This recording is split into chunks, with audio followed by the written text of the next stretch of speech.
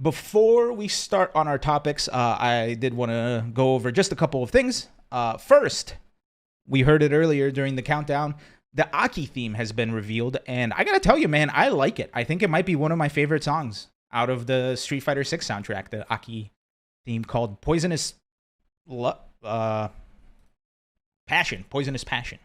So shout outs to Cap Jams over there for making some cool stuff. I like the melodic tune of it, right? A lot of people are saying it sounds too much like Jury's tune, and at first I thought so too. However, once you actually listen to it, it's pretty good. So we listened to the Aki theme. It was pretty good. I like it a lot. I think it might be one of my favorite tunes on the Street Fighter 6 soundtrack. And before we go any further, this also came out a little earlier this week. Let's take a look at this trailer.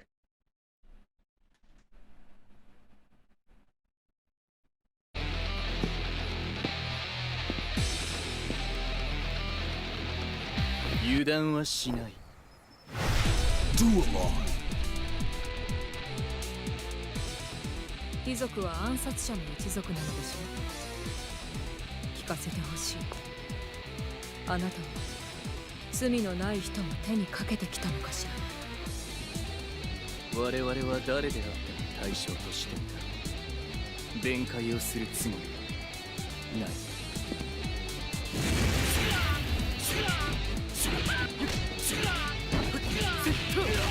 見える。こっち、こっち。あなたの前例、ブラントル氏の名をもって打破してみせましょう。なるほど。では、こちらは一族の誇りにかけて全力で相手をしよう。終わりだ。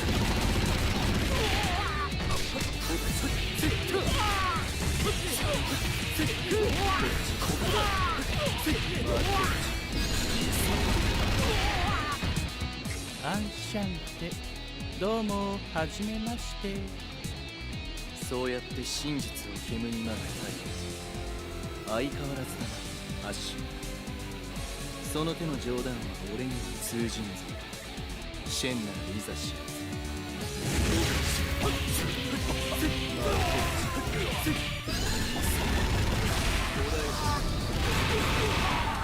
耐えられる。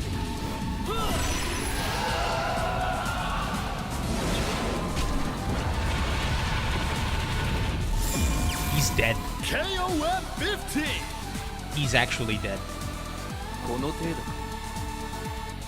Anyway, it comes out next week. Along with some balance adjustments. Fun times. So we're almost at the end of the Season 2 roadmap here for King of Fighters 15. And shoutouts to the team over at SNK. The music is dope. The character looks really cool. It's King of Fighters, baby. Looking forward to seeing what that character does and how that character will break the meta, as well as some of those balance changes that should be coming out. What is it? It's on the 12th, so that is what, Tuesday.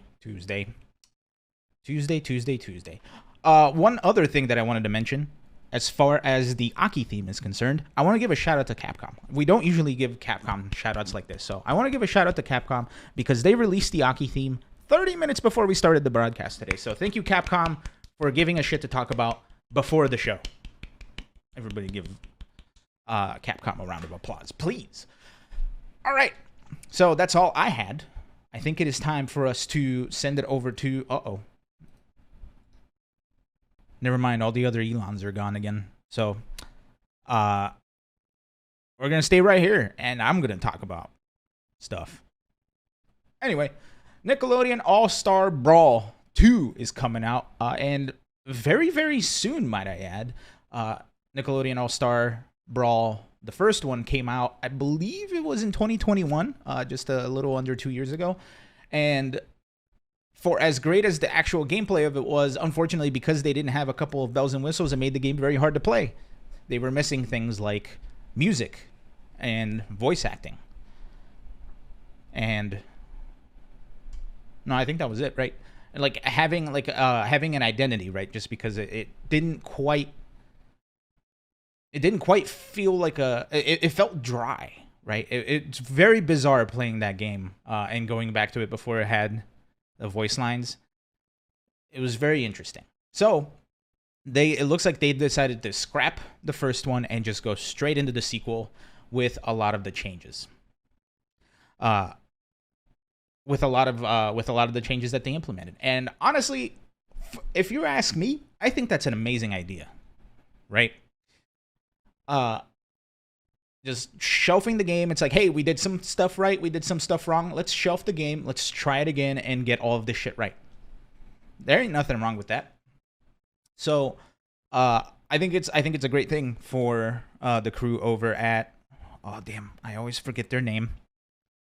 Yep, I forgot their name again. The developers of Nick All-Star Brawl. I think it's a very good idea to just kind of scrap the first one and start over and give it another try. Ludosity? Is it Ludosity? We're going to find out because they also revealed the trailer either yesterday or today of a new character that's joining the Brawl. Here's that trailer now. So, it's a battle of the bands, is it? Yes! Ember's back and ready to rock. Rock? I'm gonna play you right off the stage. Tell me who you love. I don't do duets.